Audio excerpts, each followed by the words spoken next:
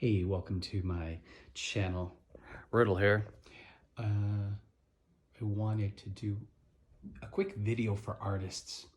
The sad thing is that artists are often the most vulnerable people when it comes to the economy and business and emotional support. So they usually, out of desperation, they make mistakes and often are manipulated into doing things they don't want to do, or basically getting screwed by galleries and people and businesses. So I wanted to share a story with you because, I was just going through another crappy thing in the art world, and I've been through a lot of crappy things in the art world. People consistently just trying to steal your shit, steal your work, and screw you over. I have a friend and he works in Los Angeles and he's a very successful artist, but I think partially the reason that he's successful is he just kind of lets all that stuff roll off his back. But I am not one of those people. I always stand up for myself, but you know what? You don't have to stand up for yourself if you learn from my mistakes. So when I was living in Los Angeles, there was a community center in Hollywood, the David Geffen Center, and I think that's what it was called. And it was at the Gay and Lesbian Center. And it was a beautiful gallery, but it was attached to a building that serviced the community, including underprivileged teens and addicts and blah, blah, blah, blah, blah. So it was a real mixed bag of worms. And I had opportunity to have an exhibition there, and I put together a really complex collection of ceramic pieces that were very fragile, like this one. And the show was, it wasn't a heavy-hitting show. I didn't sell any work. And then after the show, when I went to collect the work, there were 3 sculptures that had vandalized.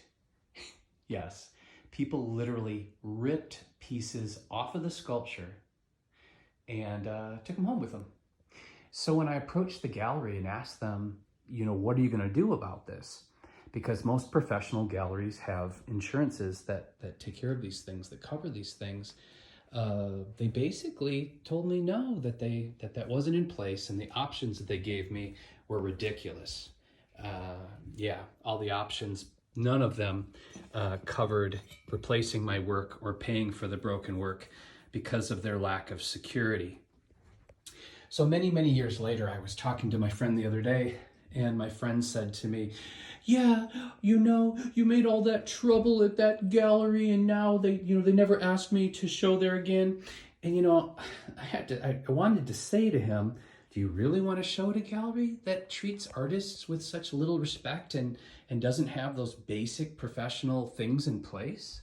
So the reason I'm making this video isn't to badmouth a gallery, but it is to tell you, before you put your work anywhere, in an art gallery, in a coffee house, in a community center, make sure that they are insured.